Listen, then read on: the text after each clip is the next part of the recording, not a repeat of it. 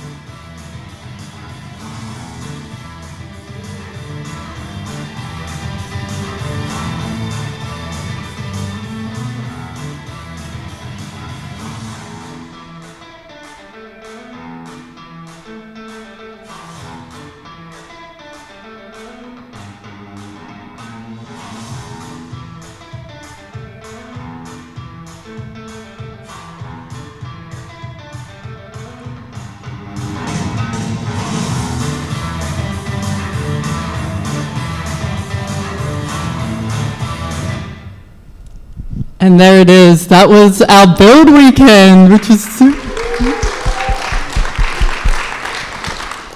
It's been pretty amazing, guys. 150 teams, so many people. We started off with so many people. 68 of those teams made it through the first round, and there are only 6 teams now left standing. So 6 teams will have the chance tonight to pitch and to show you what they build, and then it's up to the judges to decide who is actually walking away with that $50,000. So let's have a look at those 6 finalists. They all made a little, or 4 of them made a little video to introduce themselves, and 2 wrote a little section about who they are. And I thought it would be good to take a little bit of time to get to know who these people are. Hey, I'm Niall, the founder of Wing. I entered the Hackathon solo, although Wing has been shaped by an incredible community of users, venues, and supporters right from the beginning. I joined Pinch because it gave me the opportunity to push Wing beyond connection and explore what it could become as a real lending product. So beyond winning, I'm hoping to build relationships with people who can help Wing scale, create a long-term partnership with Pinch, and show that something already validated at live events can become so much bigger.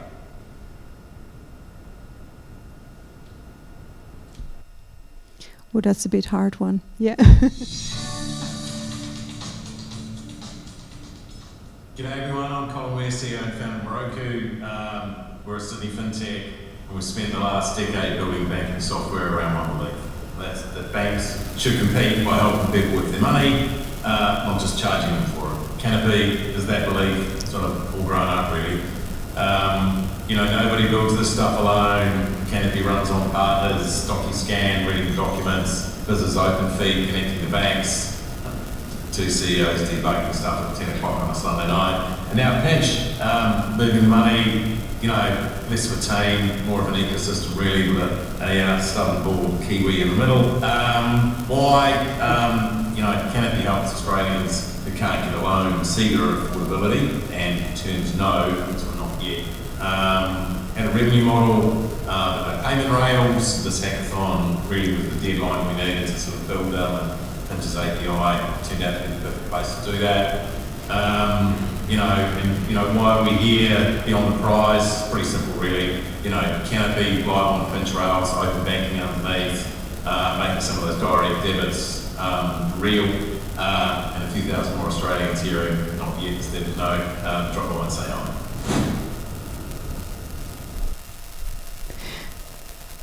So we have a few written ones there. We have Team Volti, this is Harry and Ruby.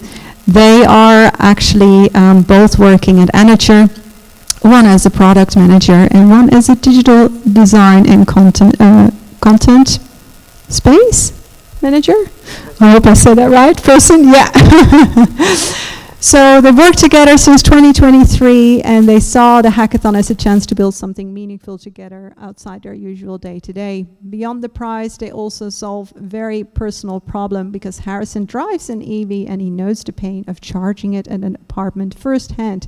You will hear more about that in their pitch later. And the second written one, who are we? We have two people here. That's, I think, Rahul and Manoy. Am I saying that correct? Yes. So they are 22-year-old fresh grads who are doing their graduation ceremony next week. Ooh, exciting. Congrats, guys. And they founded Impulse, so they have experience working in tech and AI, and startups always wanted to start their own venture. So they met in college, and they decided to participate because they had an idea to make an app like Impulse for a while, but the hackathon was a great opportunity for them to actually do it. What they hope to get out of that is validation and gaining access to support channels that will make this idea a reality. And then we go to the next one. Hi, my name is Philip. I'm a programmer, but more importantly, I'm a problem solver. I get frustrated when I hear problems that people just accept and this is the way it is. I like to challenge that and think, is there a better way we could potentially be doing this? I'm actually a team of one, but I've always considered Pinch to be part of my team. And during the hackathon, they've been really great in supporting me and also just providing the platform, giving me the opportunity to see if I can solve this problem. I joined the hackathon because I saw a problem that really needed solving. I've been to events and I've waited in the queues. I was standing there once with a mate, and he was looking at me like, mate, you're a developer. Why are we still having this experience of standing here waiting so long? And that kind of stuck with me. And I've been looking for the opportunity to get in and actually solve that problem. So I've now got a great product. I've met some great people. I hope to meet more. And I'm really looking forward to networking and seeing where this opportunity is going to take me.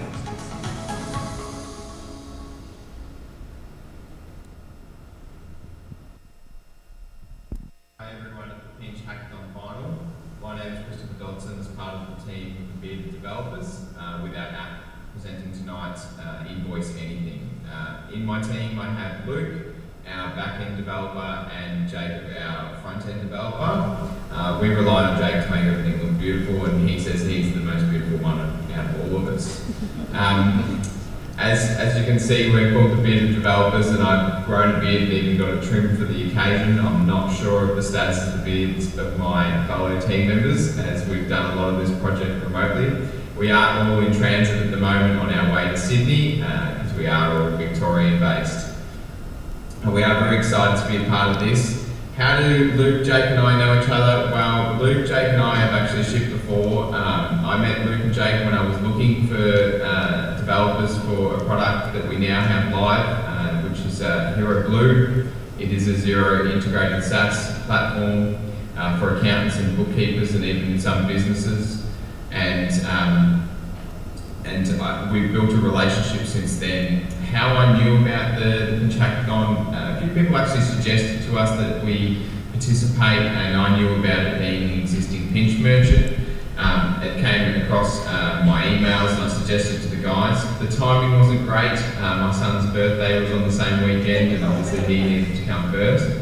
But we were excited to see what Claude could do. We've started to use AI a fair bit in development, and we're looking to do a bunch of new apps accordingly.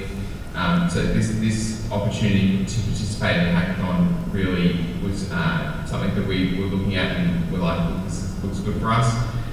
What we hope to get out of it, well, I feel like we've really got a lot out of it already. Getting to the final is a massive achievement. I have full confidence in my team, Luke and Jacob, and I think together we make a really good team. We've had some fun along the way. I don't know if Luke thought it was fun, but we may have implemented the Geelong theme song into a few of the videos that we made, much to his demise when he was there at the Geelong Collingwood game and they lost. So we've had a lot of fun. I think Jacob's wife wants a new car if we win. But all jokes aside, we really just wanted to have a go at the experience, see how we could go with it, see where our skills are at, and also network with the Pinch community and other developers. So we're really excited tonight to come in person and meet everyone. We really hope you like our product. Whoa. Give them all a round of applause, guys. So now we've seen all of the finalists. Now, very excitingly, for the prize as well. So first prize, thanks to the incredible Pinch Payments team, is $50,000, which is pretty huge. And then in second place, we've got $25,000 worth of fee-free processing through the Pinch platform, which everyone has been building on now. So I'm just going to explain to you guys how tonight actually works. So all the teams will get a slot of pitching, obviously. They will have 5 minutes each to pitch behind you. I don't know if you guys can see that. There is actually a clock, so people can see the time ticking down for that. After their pitch, they have up to 2 questions from the judges. Judges, you can deliberate who is going to ask the questions. 2 questions. And then we leave it up to about 10 minutes total per team to transition on to the next. And I'm pretty sure, man, give me an eye if this is right, at the 3-minute mark, you'll hear 1 bell for the pitches. And then with 30 seconds left to go, you'll hear 2. And then at the 5 minutes, you'll hear continuous bell. Awesome. All right. So I just wanted to give the people from Pinch and the people from the Founders Union the chance to actually tell a little bit about that before we kick it off. So I just wanted to welcome Paul Allen to stage, one of the co-founders of Pinch. Give him an applause.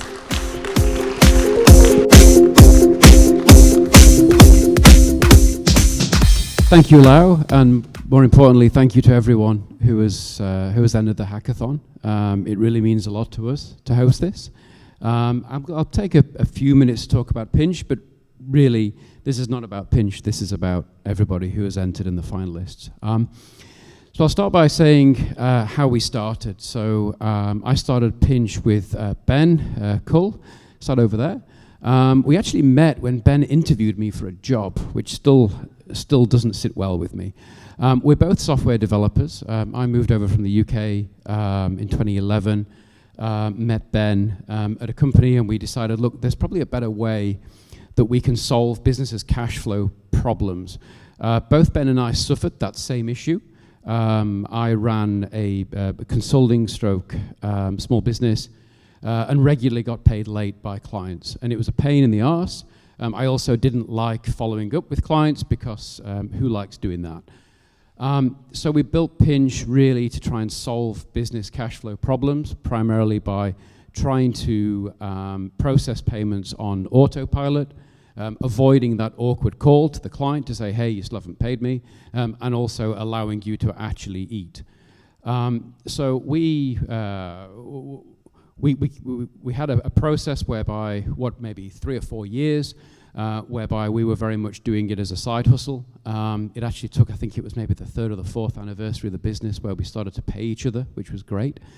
And we grew the business really through partnerships and really trying to set ourselves apart from the competition, which was really to try and over-service the clients that we had.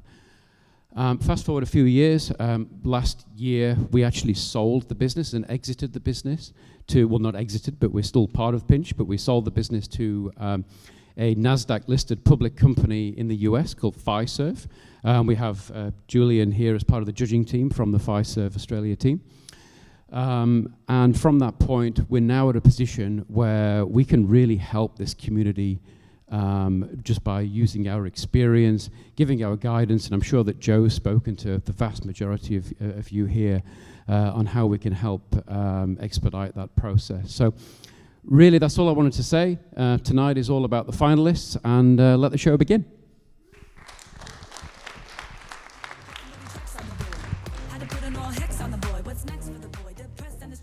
And I'd love to invite Carolyn Breeze to the stage, CEO of Scolari Partners. Thanks, Kez. Thanks, Lau. I'll be super quick. You're probably thinking, who the hell is Scolari Partners? I thought I was here for the Founders Union, but we're kind of one and the same. So Scolari Partners is an investment firm that invests in early stage tech firms. And we also own the Founders Union, as well as a bunch of other brands that founders probably recognise: Fishburners, Tankstream Labs, Tech Ready Women, the Australian Technologies Planet Startup, and a few others. The Founders Union was brought to life by the team at Scolari to help founders get access to resources, mentorship, capital, service providers and partners like Pinch. It's a fantastic platform. If you're not already on it, please jump in and do so. There's something there for everybody. And when I first met Joe and the team, it was actually an introduction from a friend of mine at Fiserv. We basically got together and had this amazing idea for the hackathon, and I'm really grateful to the team, in particular Jess, Jack and Keriana, for bringing this together. Thank you so much. You've made Joe's and my dreams come true. And we're really excited tonight. And if you're looking for investment, hit up the Scolari website as well. Thanks, everyone.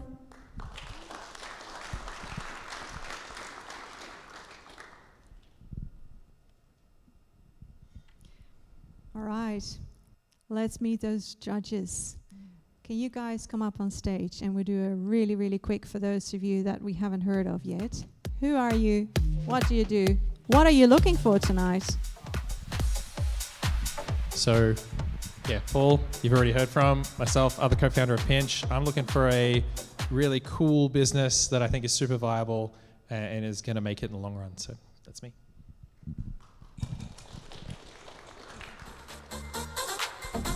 Hi, my name's Tim from Finestro. We're involved in creating the trust layer to try and remove deep fakes. My background's been in corporate finance for 20 years and deeply involved in emerging tech in blockchain and AI. So I'll be giving these guys a hard time about their AI strategy.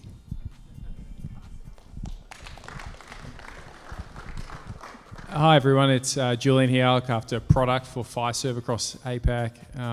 That includes Clover, some of you will be across as well. Which is great. So great to see so many developers here tonight. I think tonight I'm really interested to see how you've thought through the customer journey for your product. We've seen some amazing ideas, so really keen to see how you uniquely solve for some of those problems. Great, thanks.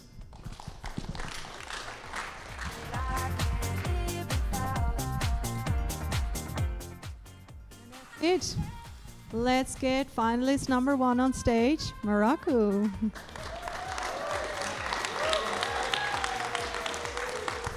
Thanks very much.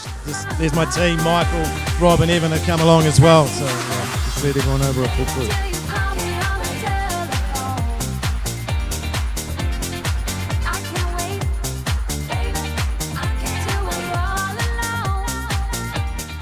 Alrighty, thanks very much. As I said, my name's Colin Ware. I'm from Roku with my crew, Michael, Evan and Rob. We're here to help all Australians be better with their money. 2 problems, 1 truth, verify then pay.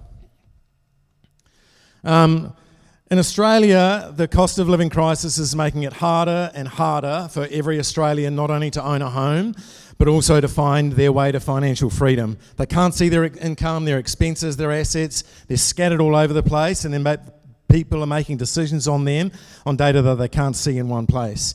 At the same time, the banks are increasingly serving the centre of the risk curve, leaving more and more Australians off to the sides.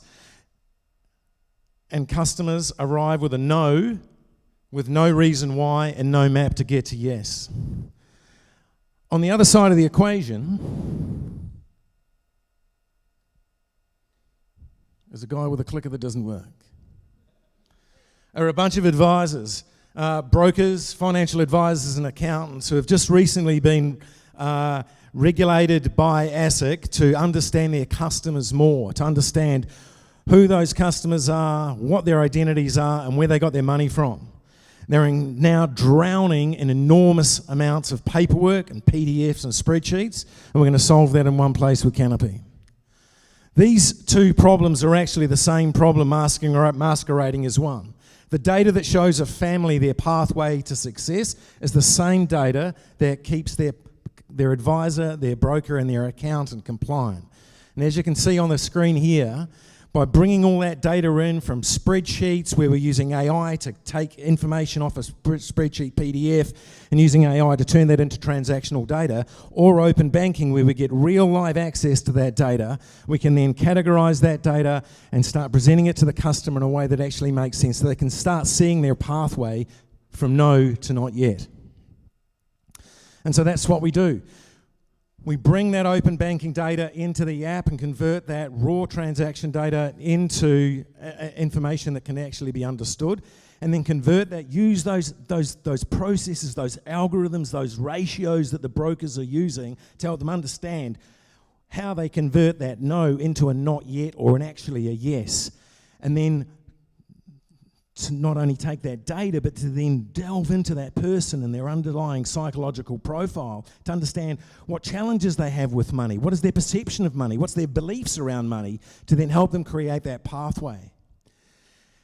And obviously we've got that platform all built so customers and advisors can log in, upload that data, connect that data in through open banking, but what we needed was the rails to allow not only consumers to be able to understand their data and pay for it, but also advisors and brokers to be able to then manage those as merchants inside of the platform. So they've got customers coming in that are trying to understand their data, they can send them a link and then start processing those payments and managing all those payments in a single platform. But the thing that fascinated us most within Australia is that there's two types of payments. There's card rails and there's bank rails. Now the card rails is really, really simple, and Visa and MasterCard and Amex have solved that problem a long time ago. Put the card as the money in the card, make the payment, all good. Direct debit doesn't work like that. We take a BSB and account number. Is it the right BSB and account number? Is there any money in that bank account? We've got no idea. But when we connect it up to open banking, we can actually connect the bank, bring that BSB and account number, bring it into the platform and validate it. So we can actually turn those bank rails into a live transactional platform in a way that had never been done before. And that signal generalizes. The funds get verified by bank payments for every pinch merchant, regardless of whether they're paying by card or bank.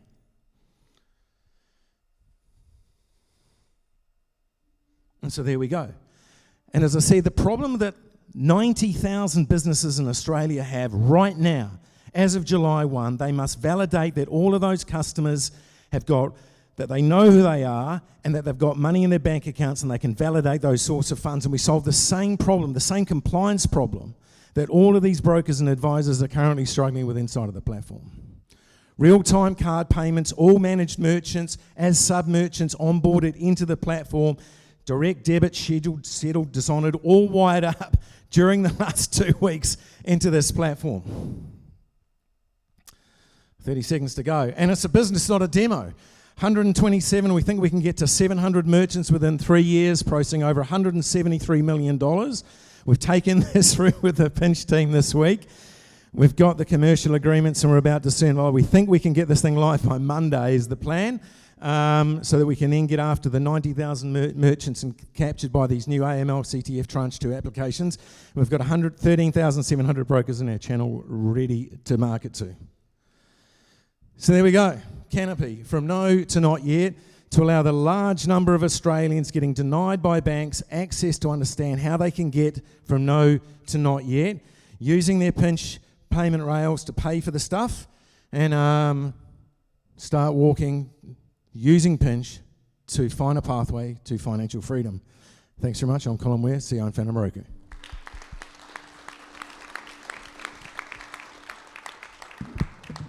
And now over to the judges. Who has got a question?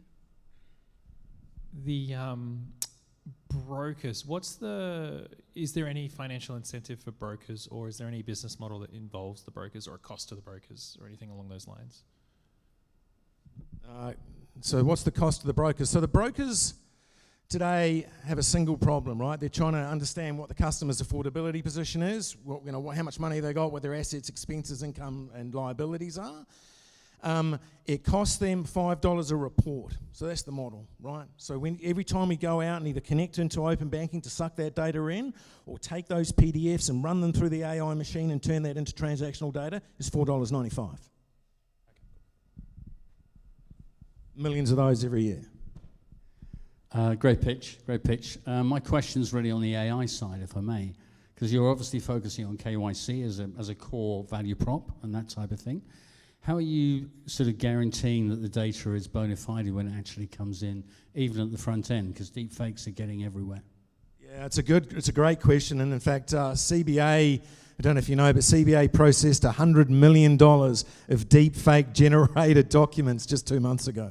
So it is a massive problem. And I think, what we're doing here, open banking's been a bit of a tax on the banking industry for a long time. What it gives us here is not just that access to that customer's data, but they have to log into the system to get it.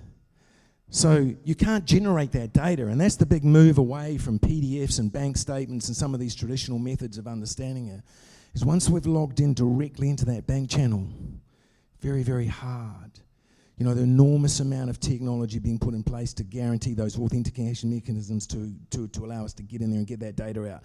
So if we're faking that means that we've bypassed the entire security credentials of the bank, of CBA, of Westpac, of ANZ and CBA, all of those banks. So we've been able to hack through that. So we have a huge degree of confidence that when we're using open banking, that data, not only is that banking data true, but that banking data actually belongs to that customer. But if you're using AI to actually analyze all the documentation, what sort of safeguards have you got that actually preserve that purity of data? Yeah, so obviously the large language models are learning all of the time, right? And so once we've got the raw transaction data, what we're then able to do is do a couple of things in the background. First of all, we're not only using merchant categorization codes and the descriptions inside of those transactions to kind of figure out, what categories they are, but we're also then back testing it against the national standard, which is called HEMS, sometimes called the affordability index or the poverty index, to actually validate that those kind of numbers are kind of in the pocket and they're not just being made up. So we can validate by suburb, by demographic, by customer that those numbers are kind of where we expect them to be.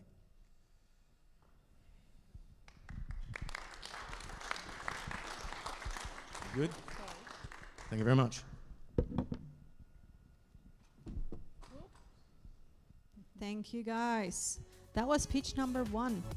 I just want to send a quick reminder to the judges. Have a look at your emails. Don't forget your score sheets.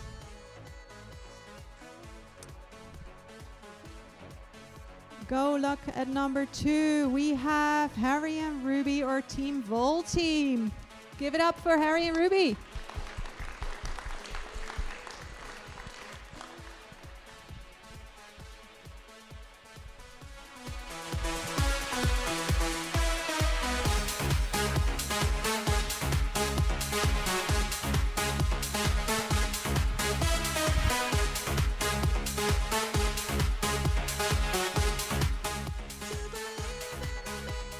Hey everyone, my name's Harry.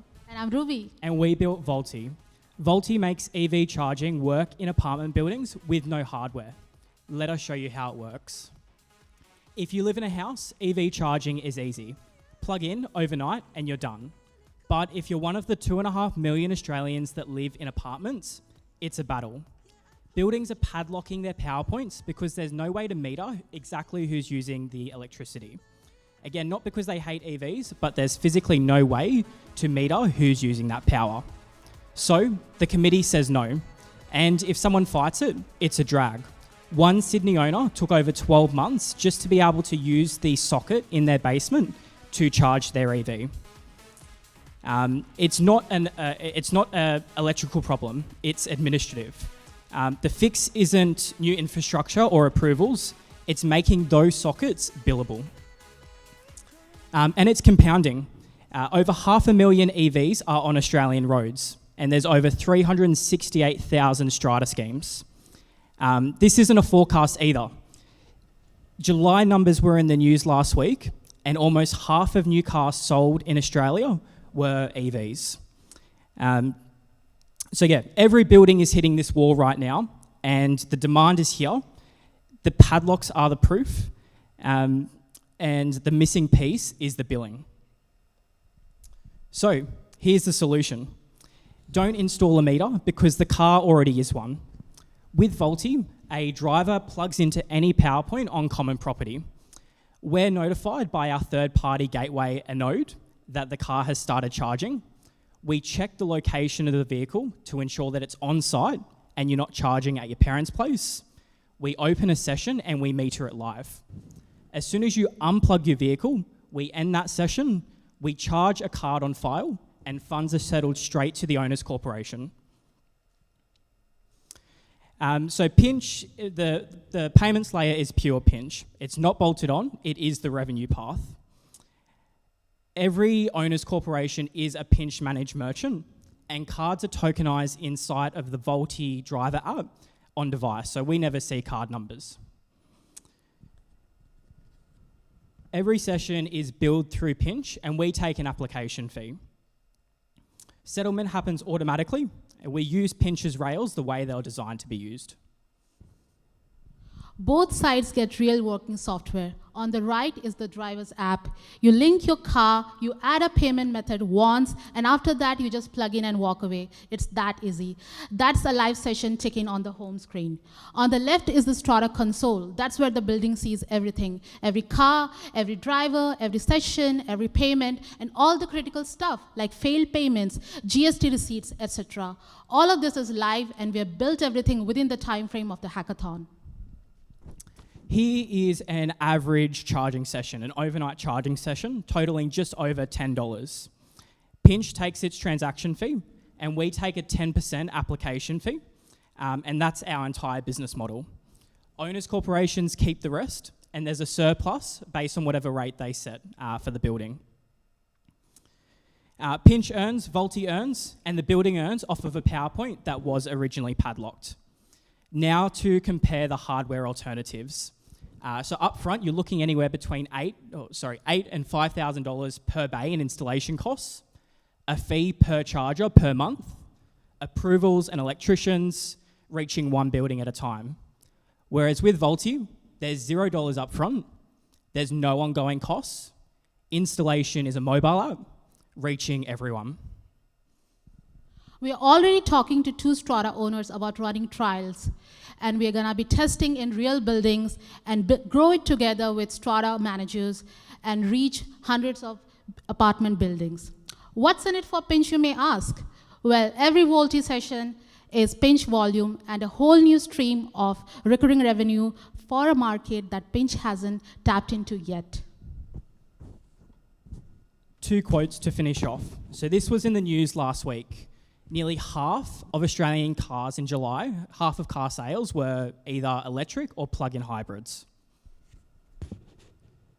And this is a building manager who saw Volti last week. A practical EV charging solution without the cost and complexity of installing dedicated charging infrastructure. The market's arrived and the buyers are already nodding. We're Volti, plug in and get charged. Thank you.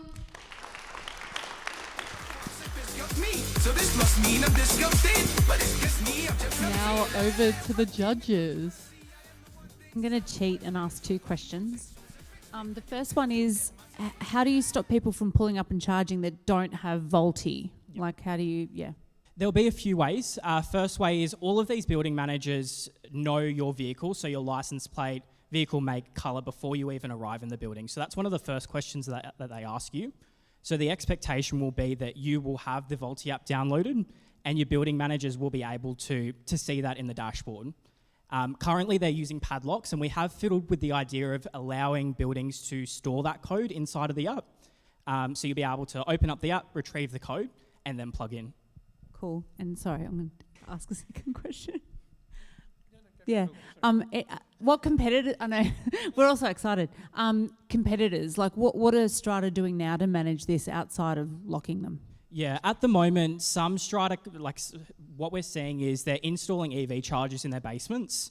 For example, my apartment building, there's 1 EV charger out of the 100 that are in the basement. So we're seeing that, and there's also a few other competitors that are installing dedicated sockets, but it's hardware that needs to be installed. So it's all running a circuit to each of these power points, and the circuit actually controls whether it's turned on or off. So that's our main sort of competitive space at the moment. But again, it requires hardware installation. Did you get those two strata groups to commit? Not commit yet. Okay. We'll be giving them a live demo next week of a car in the building charging. So we'll be able to show them live of how it works. There's still a few things we want to test, like connectivity in the basements. But the initial test that I've done in my building and a mate's has worked really well. Great, thanks.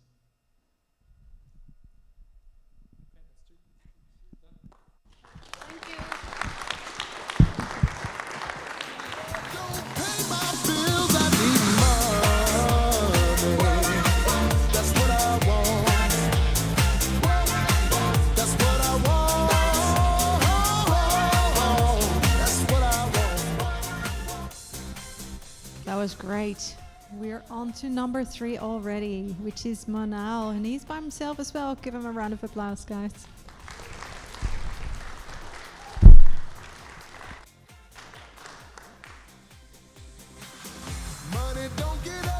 Hi everyone, my name is Manal and I am the founder of Wing. So when you walk into a venue, you could be surrounded by hundreds or even thousands of people, yet still feel lonely. Now that is a reality for millions of Australians every single day. Wing hopes to fix that. Now it's not that we lack the desire to connect. It's just that the first step carries too much friction.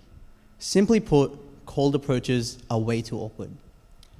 It's that the audience is present, but because within a venue there is a passive crowd, we fail to capitalize on that opportunity. And this can be seen in a massive scale of different spaces, including bars, nightclubs, festivals, educational campuses, conferences, and networking spaces. And so, to fix that, I designed a live social layer for real-world spaces. The way it works is you go into a venue, you scan a QR code, take a selfie, and then see people all around you in real time. As an added benefit, what you get is the venue being able to communicate with the people coming into those venues through live broadcasts to activate those customers. So Wing turns passive attendance into real-world interaction. And this is not an idea. This product has already shipped, and it's already working in real venues as we speak.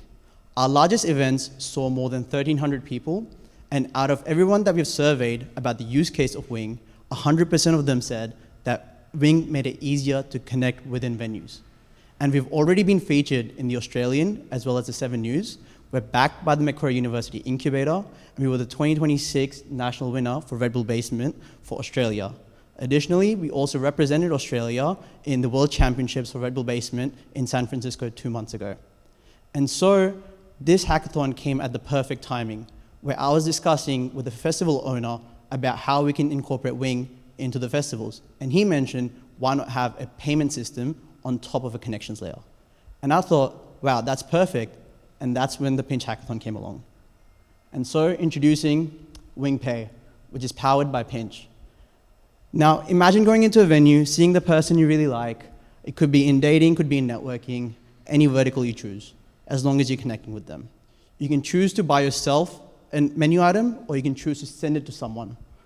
Then Pinch tokenizes that, and then if they choose to accept it, they get it in their in-app wallet, and they can cash it at the register, or if they choose to decline it, no money ever moves.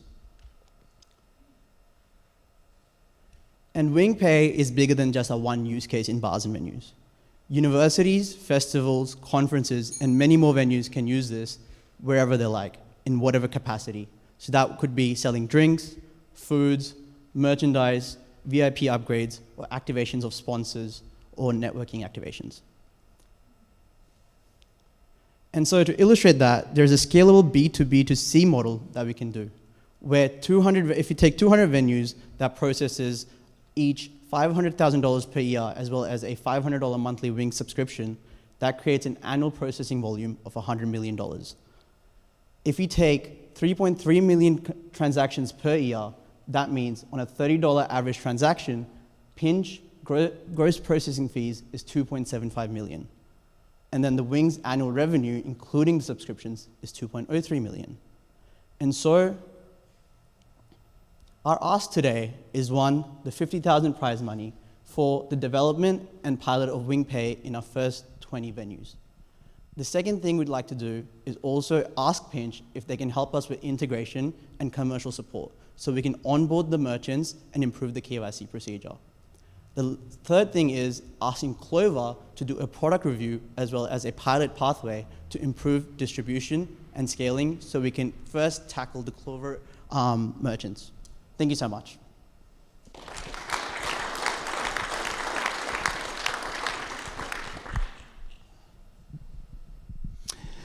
I'm curious how you're going to bring the venues on. What's in it for them, and how are you going to ensure that this doesn't cause them a bottleneck when they're processing transactions outside of their standard point of sale system? So I'll answer so there's two parts to that question. One is what's in it for them, and then the second one is the bottleneck. So the first part of the question is venues increase their engagement. So people come in, they're spending more time. So there's more foot time within a single venue. We're also upgrading the technology by allowing venues to communicate and form a community within these sort of venues. So like think about like bars saying that happy hour is on now, or think about festivals giving wing to their lead artists so they can then directly communicate with whoever's there present at the moment. Secondly, we're also introducing a payment feature. So that's going to directly improve the revenue stream for these bars by creating an additional reason for people to connect and spend at the bar or like any sort of venue. Now, in regards to how we're going to overcome the bottleneck, so that is the exact partnership with, I guess, Clover that would really help us get it onto more systems, get into more POS systems, and get it on the app stores so that we can have a much more seamless integration. Thank you. Thank you. Really interesting idea. I guess my question would be, in any testing that you've done, what's been the level of sort of acceptance or rejection in terms of if somebody offers a drink and that people say no or yes or whatever it might be? What's that metric looking like? Great question. The thing is, we haven't actually tested this in actual bars because we only have the test API running right now. So that's why, and I'm non-technical, so it'll be really good if we could actually, well, the next step is to actually get it out in the stores and validate it. So that's like what I would like to do next. Yeah. So I haven't actually had the opportunity to test it just because of one, the timing, and as well as the technical sort of drawback. So version 1 with the 1300, that was at an event without WingPay? Without WingPay. So WingPay was only built in the last 2 weeks, and we are going to ship it. That's getting shipped regardless of this competition or not. But it's like, yeah. So that's the answer to your question. We just haven't tested it out in the community yet. Awesome, thanks.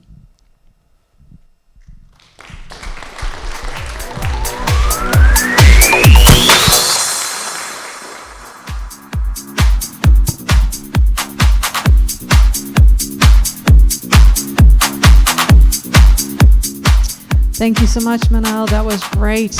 We're going really fast, and we're going on to number 4 already. The bearded developers. Give it up for Chris and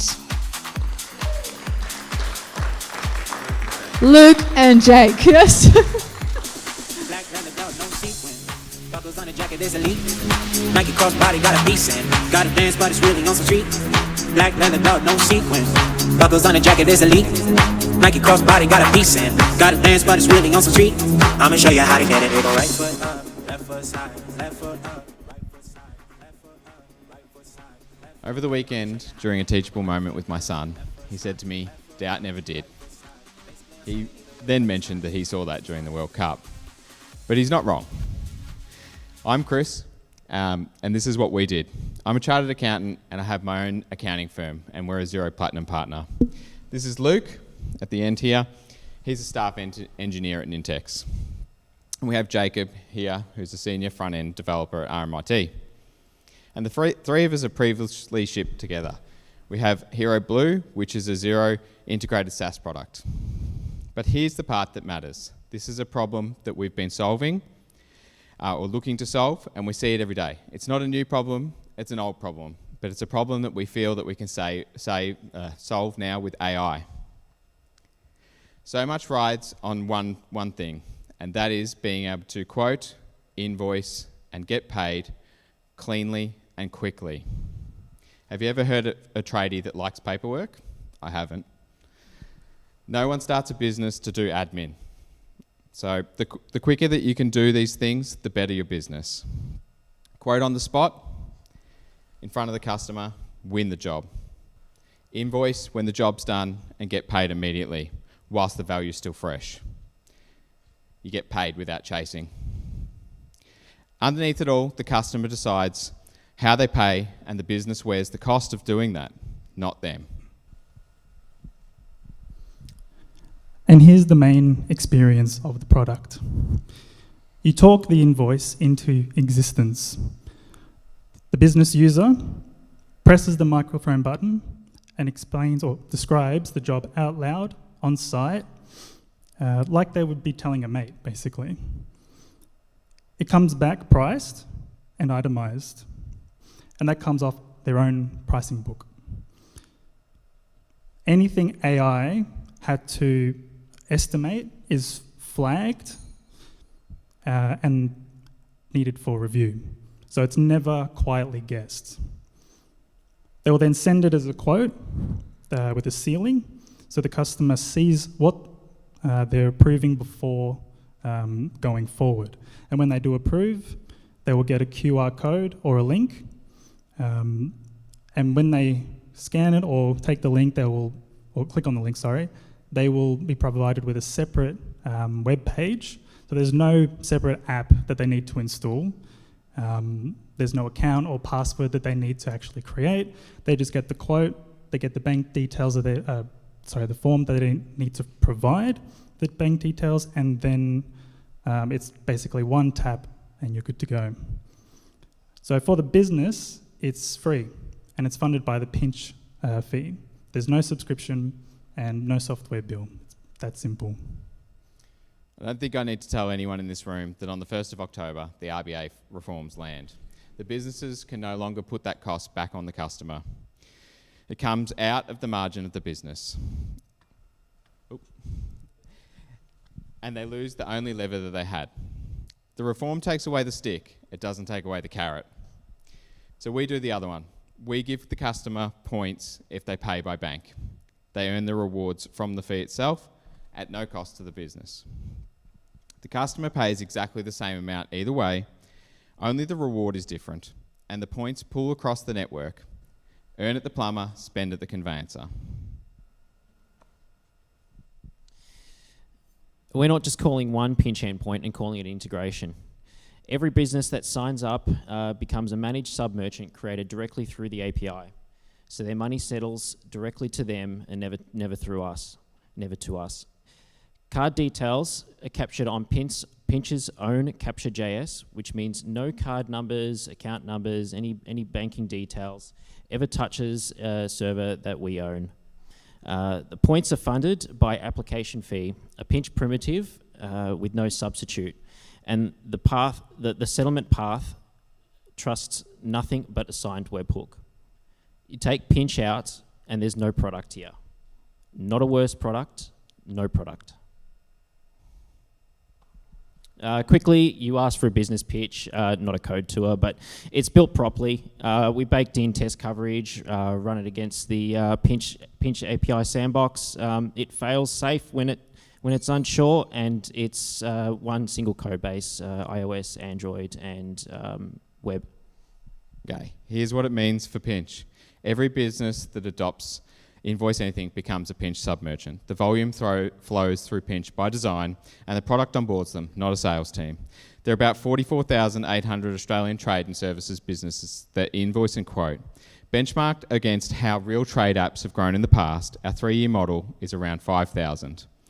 But just at a fifth of that, that's $144 million a year through the rails on the Pinch network. Our incentives are bolted to yours. The same fee that funds the customer rewards funds us. We earn the way that you earn, only when the payments run through Pinch. At 5,000 merchants, that's $720 million through the rails per year through Pinch. We chased a trend and we built a demo. We built a business, and it's only works on the back of Pinch. As an existing Pinch merchant, I see how the products have great synergy. Back the team that ships, invoice anything. Thank you.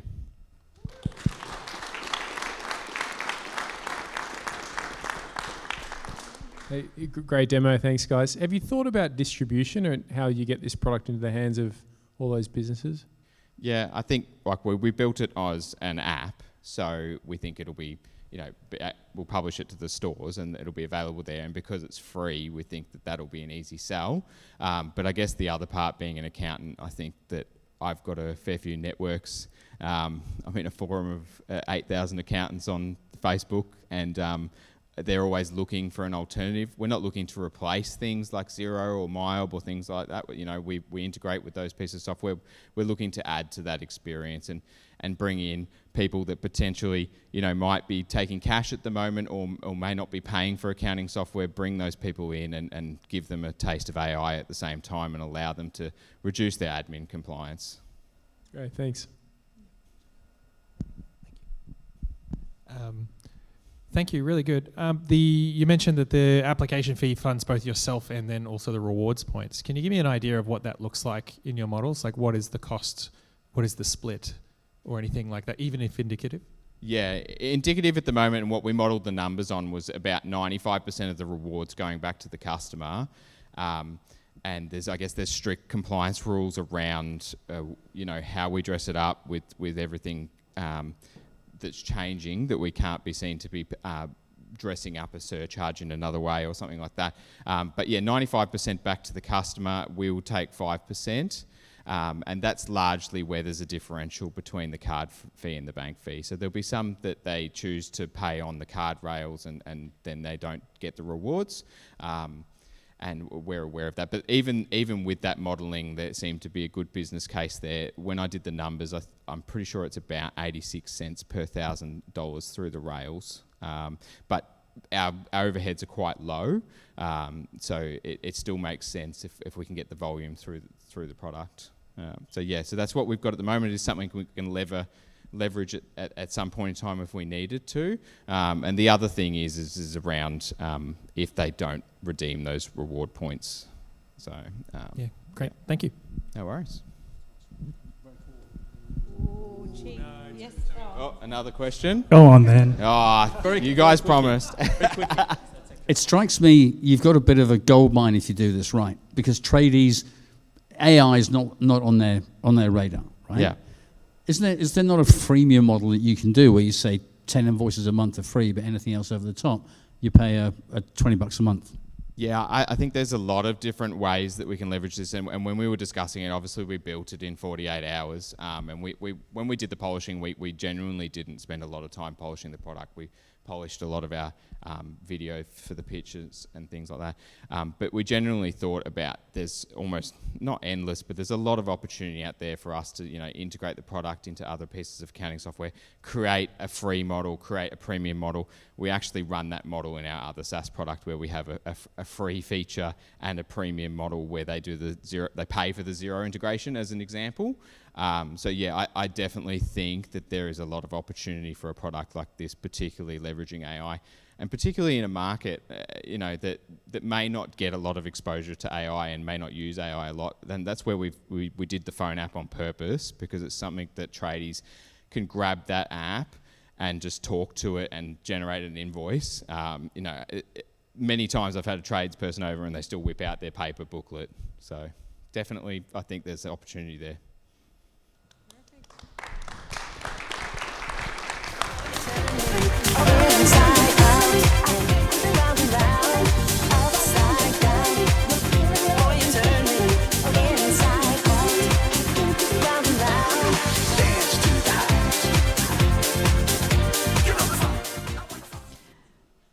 Man, can we quickly go back to number 5 on the list? Is it 5? Yes, number 5 on the list. We have Rahul and Manoy with Impulse. Give them a round of applause.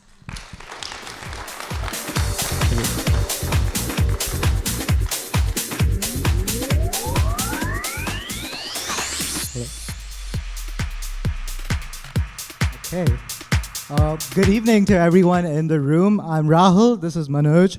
We're co-founders of Impulse. And I'd love to start off today with a quick story. So just a few days ago, me and Manoj were walking down George Street to visit an old board games place. But when we got to the venue, is there an issue? Okay. Yeah, we were just walking down George Street to get to a board games place. But once we got to the venue, something that I realized that this place, which was supposed to be on floor 2, was now moved to floor 6. While this was something I brushed past, a conversation with the manager of the place, Bob, made us realize something more. He had to downsize. He had to downsize his venue from a venue that could hold 200 people to one that could barely fit 15. And this was something he had to get comfortable with. Now, it's not just Bob's Board Games, right? So there's venues all across Sydney, and nearly, I think we're having issues with the video. So nearly 1 in 10 venues in the hospitality sector, can we go back please? Nearly 1 in 10 venues in the hospitality sector shut down this year, and that is the worst across any industry. So we went to 21 venues, locally loved venues in Sydney, to ask them why, and to ask them mainly, what are your weakest, quietest slots in the day, of the week, and what are you doing to fix this? They all more or less said the same thing. You know, they said they have very big dead zones earlier in the day, during the weekdays, and what they're doing is Instagram promotions, reels, discounts, blah, blah, but it wasn't really giving them the result that they wanted. So it's easy to write this off as a demand problem, right? They just lack demand, and they're just, but we know this is not true because stats say 78% of Gen Z would rather spend on experiences than on materialistic things. And frankly, we agree because our waitlist numbers show this. We have over 250 people on our waitlist with it being out for less than 2 weeks. Now, knowing that there's demand and there's a genuine gap to be bridged, we thought of dynamic pricing as the best way to bridge this gap. Now, what exactly is dynamic pricing? Well, it's when we price it based on the availability of the venue. So say there's more slots available, we're gonna set the price lower to kind of balance it, right? And the emptier it is, the more it costs to leave it empty. So that was our rationale. And when we got back to these venues and ran this through with them, 19 out of 21 said they'd be interested in this. Yeah, that 19 out of 10 said they'd be interested in this. Now, this is crazy. This is the validation that we needed to get started to make sure that no venue ever ends up like Bob did, or worse, shut down entirely. And that's exactly why we built Impulse. Impulse is your one-stop destination for your favorite curated venues at even favorable prices. And doing all of this at the same time while reviving some of the best small businesses in Sydney. So how does Impulse actually help you? So if you're Bob and if you're having a rough Monday morning, you can go onto Impulse and list your discount quite easily. So let's say you want to list a 40% discount, it goes live to all users on Impulse. So that's a hot discount ready, waiting for you. So let's plan your night out in 3 simple steps. Step 1, get on Impulse and see what's on. Pick your favorite venue. Step 2, claim it in 2 simple taps. Once you tap on it, you pay a 10% of the total charge as a deposit to lock in your spot. Once you do this, it generates a 6-digit code that you show at the venue, and on authorization, the rest of the payment automatically goes through. But we realize there's a bigger problem than this, and I'm sure everyone in this room can resonate with this. Some people just cannot seem to make a decision. Now, indecisiveness can turn your night out to a night in really quick. That argument with your missus can just leave the night with you staying inside doing nothing. So we created Huddle. What exactly is Huddle? Well, it's pretty simple. You get a link that you can share with your friends or your party. Everyone ranks their top 3 things they want to do for the night, and Impulse makes a decision for you. But this is the best part. Everyone pays their exact share with Pinch. You don't have to chase up your friends and ask them to beam you back after the fact. And then you get 1 code for the entire group. Once you show that, you enter the venue and have fun. And the entire walkthrough is built on Pinch. Venues are KYC'd and trusted even before we make a single payment, and each charge comes with a nonce so that a retry doesn't charge you twice. All the payment happens in real time, and if your huddle fails, the refund also happens within the same line. Your card is tokenized and vaulted, so you don't have to enter your details multiple times, and Pinch holds on to this detail. And the webhook confirms when the settlement is done. But Impulse just doesn't stop at being a dynamic discount platform. Our data model holds on to per venue, per slot, per discount conversion rate, a data set nobody else has.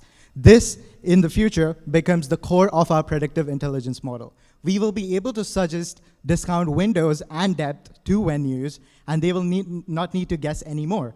Every recommendation makes the next one stronger, and this is our long-term mode. Okay, we have the investors here. Let's talk money. So what are we actually going to be making with this, right? So we plan on taking a 10% cut on all of the transactions that we handle. On top of that, we want a $35 a month monthly subscription, which we want to waive for the first 3 months to get new venues off the ground. Awesome. Now, assuming that we onboard 200 venues with an average 15 bookings per week, we will be making north of $1 million in annual recurring revenue. That's actually $9.4 million that we handle, which would be $230,000 for Pinch in just payment processing. Okay, what are some of the other companies in this space? We have Groupon and Fever, which can help bring users into the venue, but they don't know when the venue is actually free. We have Roller, which knows when the venues are free, but there's no user-facing side to it. We have eClub, the obvious one, but it's for restaurants only. It has a brilliant business model, but it's for restaurants only. Impulse is the only one that does it both. And that's what Impulse does. Impulse is just so much more than just filling a simple room. It is the difference between Bob having to move upstairs and him not having to move at all. And that's Impulse, and we can't wait for you to make your plans on it. Thank you. Thank you, guys.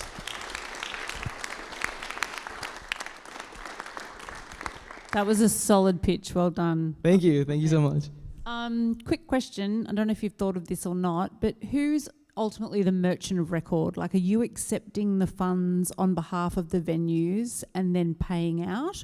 Or are you literally, are you onboarding them as sub-merchants so you're not touching the payments? So we thought we would be onboarding them, so we don't do that. But then we are still we're still working out exactly how that would go through and what would be the easy way. We know there's Clover as well, and we'd like to potentially talk integrations with Clover because we do see a market for that as well. But the general idea is that we do take 10% of the cut. But yeah, so we want the money to go into the venue directly as of now. So currently the money goes into the venue's merchant account itself, with us just charging the 10% of the transaction. Got it. Thank you. Yep. Any other questions? Got one. Have you floated the 10% past venues at all? Not currently, because this was built, of course, in the scope of the hackathon within the 48-hour period. What we did confirm with venues is whether they would be comfortable to have a dynamic pricing. Of course, the next goal is to convert those verbal agreements into actual signed deals. Yeah. So another thing is, I feel like putting numbers too early would scare them away before we actually explain the scope of the thing. We talked to them for about 10-15 minutes, and we just went up and we just talked to whoever was present at the moment. So we didn't want to float through many numbers and scare them away. And this was just validation. And we got these verbal agreements, which we then got leads, which we then want to actually explain what the app does, see what they're going to get out of it, and then float some numbers through them and see what they feel about that. Yeah, perfect. Thank you. Thank you, guys. Thank you so much. Oh, hold on. Thank you.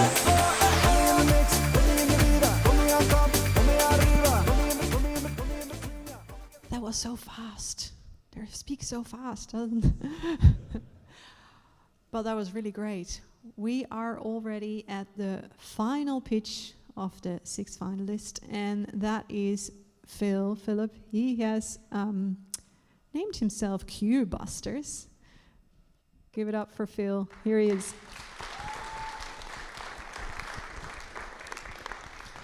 Good evening. So, I'm told that the first 7 seconds of a pitch should be something memorable. So, let's try that out.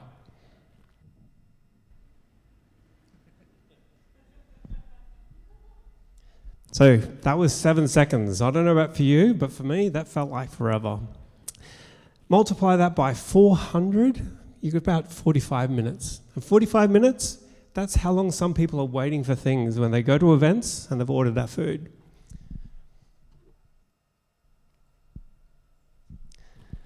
So, the problem, that's us, right? We're going to events and this is how it ends up. And this is what it looks like in any given event. You've got people that paid good money to be here, and instead, we're here, waiting, sunbaking in the hot sun, when all we want to be doing is actually going and seeing the thing we've paid to go and see. So, what's the solution? My name's Philip Johns. I'm the creator of Tapley. And Tapley is a service that helps you take money to manage queues and reduce queues at events. So, you rock up to an event and instead you scan a QR code. You get to see straight away all the all the vendors that are at the event, and you choose what you want, and then you order it. What's that going to look like? You open your phone, you scroll, you choose what you want, you place your order, all happens on your phone. You go back to the event, you're actually there enjoying the rest of the event. Your order's being prepared and it's ready, there you go, ready for collection. You walk up and you get your order. The vendor onboarding is going to be a big thing because you've got a lot of people that aren't necessarily happy with tech, but we onboard them by making it easier. Take a photo of your menu. We use AI to actually read that menu. We convert it into a menu. So all you're having to do is go in and make sure it's correct, and then you publish your menu ready to go. Not happy with what we've written for the description? You can click the button, improve what I've written, and then it'll make it better. When you're actually in the kitchen, it straight away goes to the kitchen. We can progress the order through, and this update, as it actually happens, the update actually happens to the people who have actually made the purchase, so your customers are actually getting the update as well. And you basically, they're waiting for that update to happen. Your events, your order's ready, you go and pick it up. But the thing is about Tapley, we're different. We're not just about the vendors, we're actually built for the events. And this is where we become really different. We give the event coordinators the ability to see the whole event. We've got real-time visibility across every vendor. We've got heat maps so you can actually see where your bottlenecks are happening. Rather than waiting for things to happen, we can actually see them happening in real time and we can respond accordingly. On top of that, we're giving them data. So the next time they have an event, they're going to be able to actually look at this and say, what have we learned from the last time to actually improve for the next time? So that's really cool, meaningful data for event coordinators. So that's the product. In terms of the commercial opportunity, we need to make sure that this is something that is scalable. And this is where the event first mentality really comes into its own. Because we've got two opportunities. We've got the immediate revenue that happens. Every time a transaction happens, we make a little clipping. But on top of that, every vendor that comes on to the event, they go with the platform. Rather than attracting vendor by vendor, we attract event by event. So one event, we could have 20 vendors that happen for one given event. So every one of those, they leave with the platform on their phone, and they can actually take that. They can use it in future events. Therefore, you've got the networking event happening. Or they could go solo and actually do that on their own account because they already have it set up. We want to actually work with them in the future. So the commercial opportunity is to start with, we have transaction fees.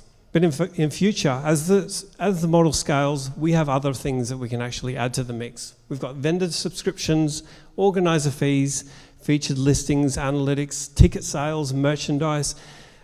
We really have no end as to how far this could actually go if we start actually taking care of the event hosts as well. So transactions is how we make money initially, but multiple revenue streams as Tapley scales. And of course, behind every decent platform is a decent payments provider. And where would we be without Pinch? And I've worked with these guys that are really amazing. If you haven't tried them, you should.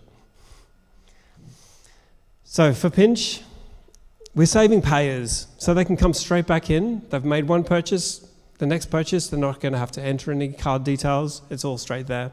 You make your payment straight away. Payments are tokenized. PCI compliance is not a thing because we're not dealing with credit card numbers. We're not storing them. The managed merchants, every vendor becomes a managed merchant unless there's some arrangement where the event host is going to be actually collecting those payments.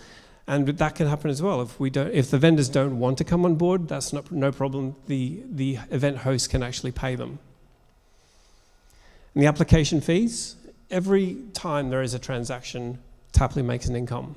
And so that means there's no monthly invoices that actually are sent out. We make our money as they make money. So it's a scalable model that we only profit when they do. So that's a really cool way of working. So where to from here? So the roadmap to build and validate and scale Tapley is, first of all, we need to build the platform. We're looking for co-founders and advisors and investors. We're going to prove the model. We're going to get it out into the market and see how it goes. Integrating, we got Clover, who's obviously here. Have to have chats with some people who are actually going to help with that, because our software could actually integrate perfectly into the software that's already and hardware that's already out there. And of course, we want to make sure that if we're going to be at events, we want to make sure that people can actually connect. So whether it's a low signal area or a high what happened there? A high volume area, such as some of the events that have no network coverage, we want to make sure that they're going to be sorted out. Sorry, this has gone backwards.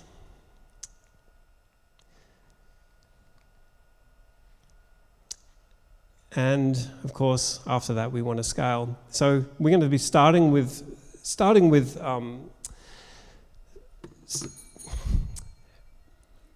we're starting here, but there's no future limit. So less time in queues, more time enjoying the events, and more sales for vendors, better visibility for organizers. So thank you very much for your time.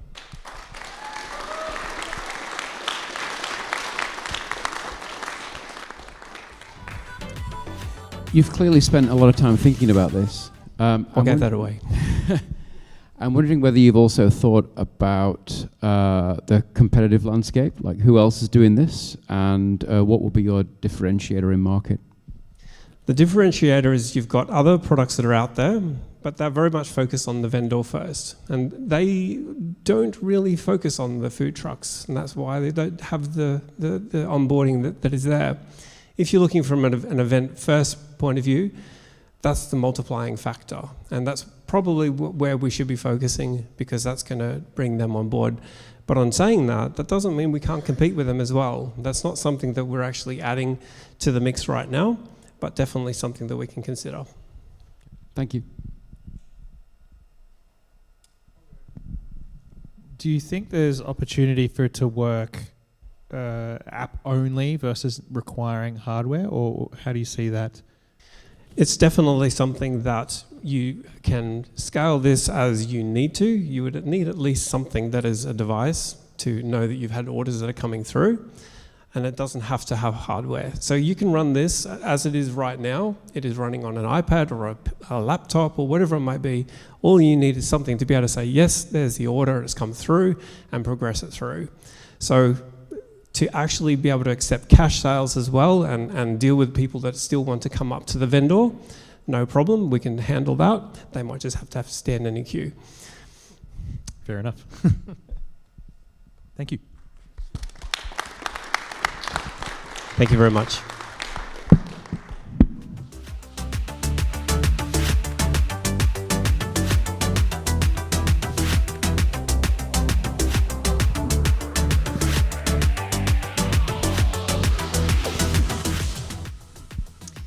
All right, so we've had all 6 finalists, and the judges can now take a little bit of time to deliberate and see who is going to be the $50,000 winner, who is going to be the runner-up. Glad who I did they don't have think that was the job. best one? Yeah. No, The pressure exactly. behind it. But what an awesome bunch of pitches did we have tonight. It was really, really, really good. We're not going to leave you guys hanging. You don't have to wait for them all their time. We actually have someone else that can fill that gap for you. I wanted to invite Joe to the stage to tell you a little bit about. Ooh. The star has arrived. Jokes. So yeah, 5 minutes they're going to be deliberating for. So 5-minute round of applause for everybody who just pitched. Go on, keep it going. Oh, 15. No, I'm just kidding. I've got stuff to say. First, I wanted to thank Lorraine and Kez. I feel like they've done an amazing job. Putting this thing together was a monumental undertaking. So round of applause. And everybody else at the Founders Union as well. We couldn't have done this without you. This whole thing started way back, I want to say November, December of last year. I think Carolyn alluded to it earlier. Me and her, we had a conversation. A while ago, I was trying to figure out how we at Pinch could create like a thing called Pinch Labs. This is where the idea came from. because I've always just wanted to make cool stuff, right? Like that's my whole thing. And this is really just a secret way for me to become everyone's co-founder. Like that's pretty much what this is. Because obviously you build with Pinch and Pinch generates revenue. So, haha, suckers, I'm your co-founder now. That was a joke. What it's really all about is creating a community. That's what the Founders Union is about, and that's also what we've launched this hackathon to do, is create the foundations of a thriving community around the Pinch developers. We've created a Slack community that I hope everybody here is in. If you're not, please join. I've had the privilege of meeting so many of you already and delivering mentoring sessions. Honestly, blew me away. There's so many amazing, viable ideas that came out of this, and I am looking forward to working with as many of you as humanly possible moving forward. Yeah, so suffice to say, I hope that the journey continues for everybody. Thank you so much for those of you who didn't make the finals, who took the time to come and visit. And for the finalists who came along a long way, I know Phil came all the way from Brisbane, and Harrison and Ruby came from Brisbane, and the bearded developers came all the way from Melbourne, so that they've put in the yards to get here. So yeah, thank you so much to everybody, and it's been a pleasure to be a part of it, and the next one won't be too far away. We're going to do it again. We've had enough positive feedback so far to say we should do it again. And who knows, maybe the next time we might ramp up the prize money even more. So thanks again, everybody. Please, it's been a pleasure. Cheers.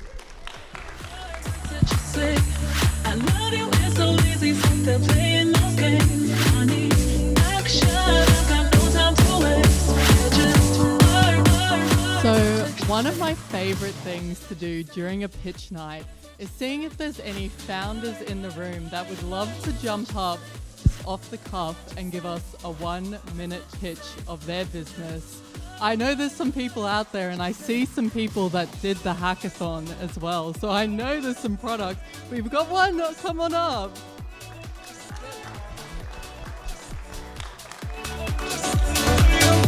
Hello everybody. We didn't do our business as the app because we did a payment idea on the side. But out there in the world today, if you look out the window of your office, you'll see that 30%, 40% of the seats in all the other offices are empty at the moment. That's just where it is. They're all empty. What if there was another way to monetize that empty space? What if you could change that? What if you could take all that work from home space and do something with it? So for small to medium businesses to start off with, we think that perhaps they could just split the office straight down the middle. We could change their business processes and the way they use the office collectively at the same time. So maybe one company comes in 2 days a week and they put all their people in 2 days a week, and all the signage and all the office and everything on the outside comes to them, and all the security works, and then they go home, the cleaner comes in, they pay for 2 days, another company comes in, all the signage changes, they pay for 3 days, all their people come in and they all go home. Instead of paying for 40%, 30% empty seats, you don't pay for any empty seats. You have a whole office full of full people, productive people are in an office together, and everybody gets to work for home the rest of the time, and you don't pay for it. That's about 60 seconds. It's not bad for a scratch effort. I can do better. Would you like a song? I can sing, but it's not really good. No. Thank you. Do we have any other keen founders in the room? Although you did such a phenomenal job, I don't know if I would want to jump up after. Oh, we've got one over here. Come on up. Oh, one of our hackers.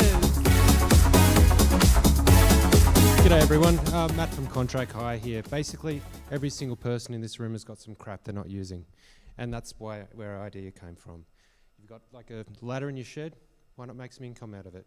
If you're a tradie, why go to Bunnings or another large retailer I probably shouldn't mention the name of, and you can just hire it off Gary.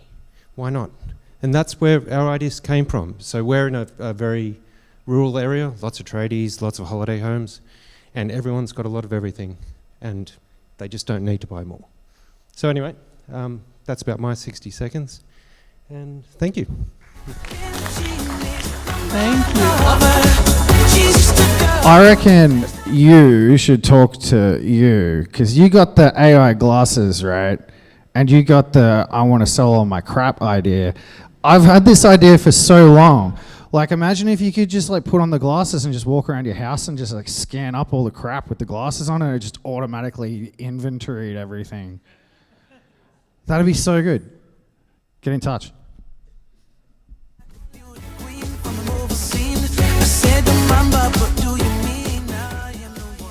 My name's Emily. I'm a director of product at a very large tech organization, and we have a lot of product managers in the team. However, they have varying degrees of knowledge on the industry, what's going on, our competitors. We have so many competitors, it's impossible to keep track. They're global, we all have different knowledge bases. So I have built Nosy. It is a product or intelligence platform, and basically aligns product teams by delivering weekly briefs to your Slack, to your Teams, to your email, so that the whole team is aligned on industry news and you will never get blindsided on a customer call.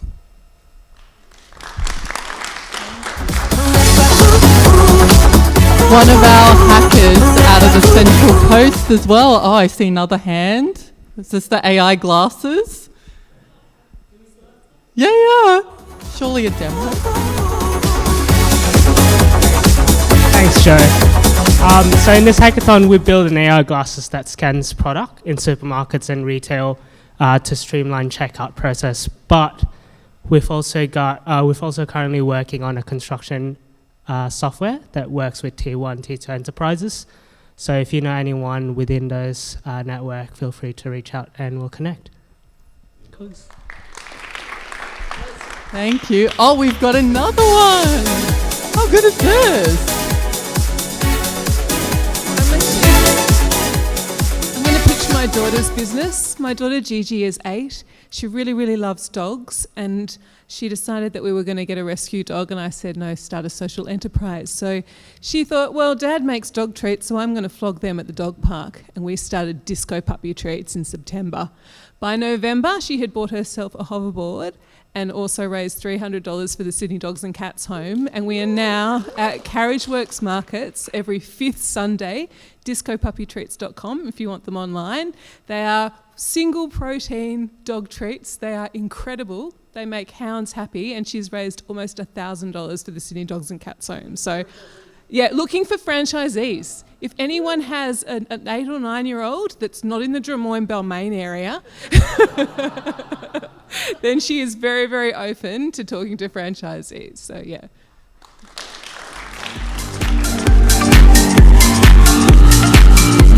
Any other pitches? Sure, you know what, I keep making eye contact with different people because I know you built businesses over the weekend. Don't make me say someone's name.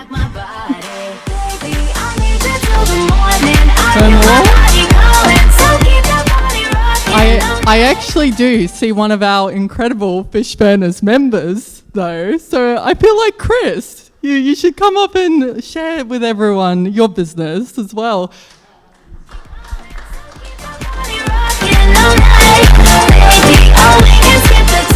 He also joined us over the build weekend, so it's only right to bring you up. I did, but I didn't build a thing. But I can tell you what I'm hoping to launch this week.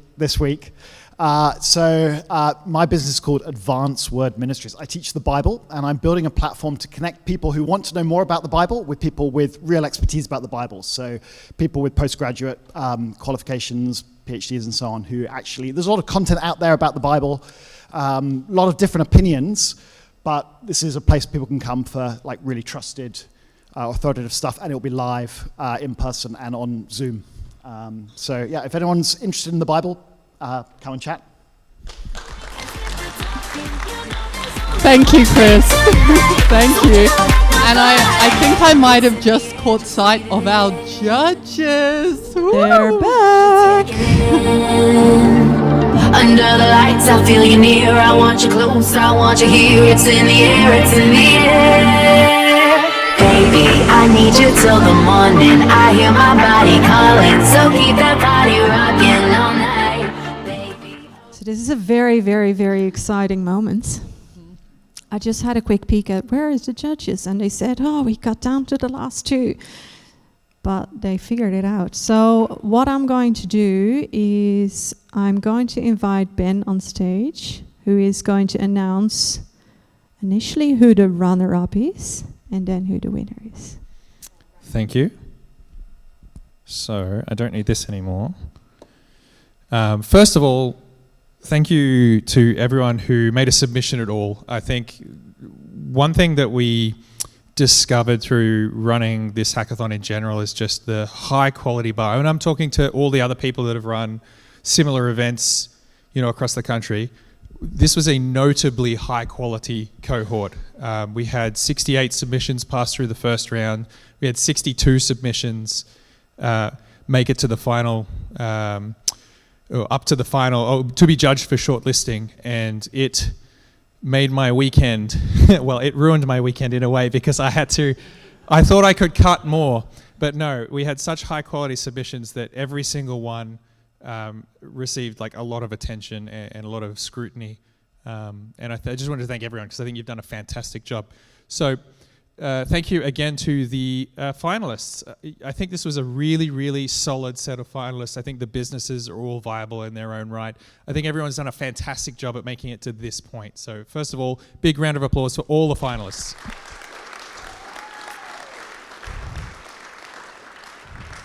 The second place, the runner-up of today, who is receiving $25,000 worth of processing fees waived for them, is going to be, or $25,000 in processing, sorry, I can't remember the fine print, but this is going to be Impulse.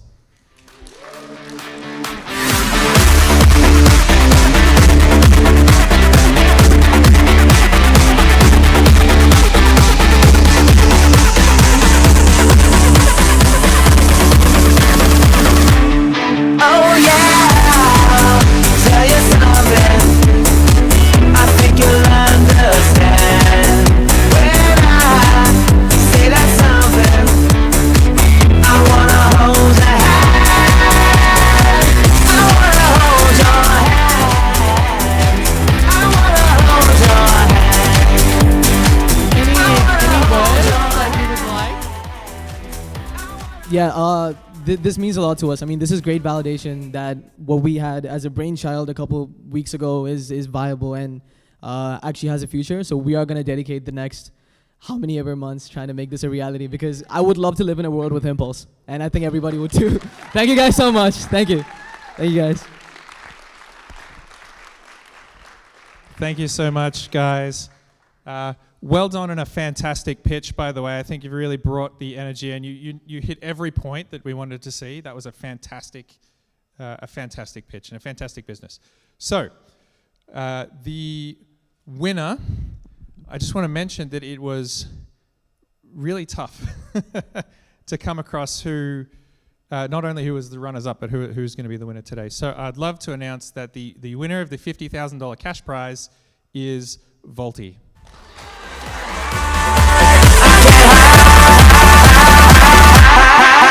Yeah, you got that something. I think you'll understand when I say that something. I wanna hold your hand. I wanna hold your hand. I wanna hold your hand. I wanna hold your hand. I wanna hold your hand. Oh please, say to me, you'll let me be your. Thanks, guys. This has been an awesome experience. We've never done, I think Ruby may have done a hackathon before, but this is my first time doing anything.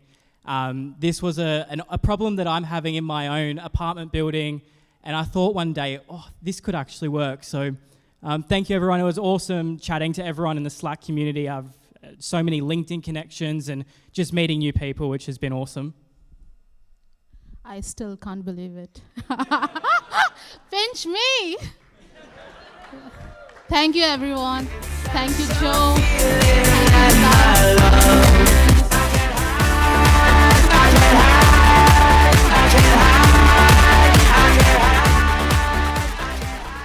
Look, I'd just like to invite the rest of the finalists up on stage. We do still have a nice little statue for you. So come on up, everyone else.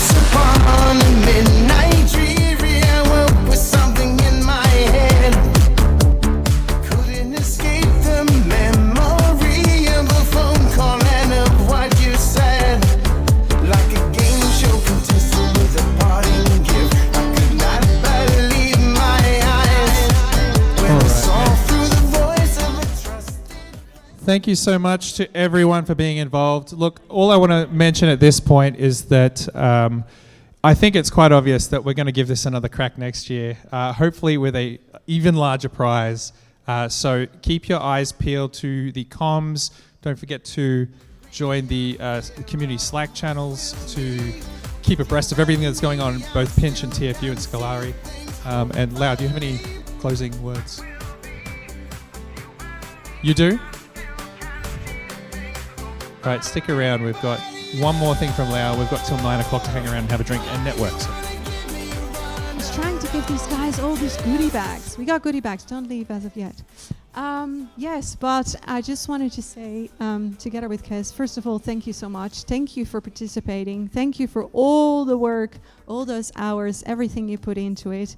Thank you for the time you spent on Slack with me, because it was quite a few hours. Speaking of Slack, for those that do not know, we have a developer community, a Pinch developer community, and you're covering it. But if you're not part of it, become part of it. Scan, join us, and see what you can do. You can work with the Pinch API. You can find some information in there. You can find all the participants of the hackathon in there. If you have any questions, developer questions, API questions, anything that you've built, help each other out. You guys have so much knowledge all together, and where to find it then from your peers, right? The answers are right there. Make sure that we share it with each other. And if we can go one slide back. Yeah, what can Pinch help you with? Obviously, we can help you with payment infrastructure and ongoing support, but the Founders Union also has a very wide ecosystem. Kez?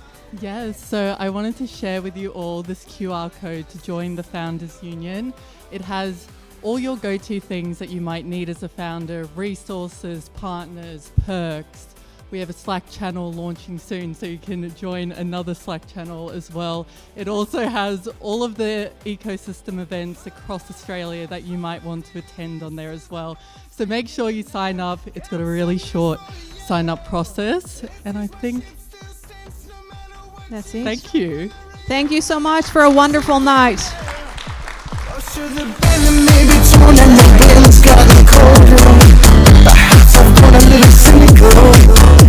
I know no matter what the way you choose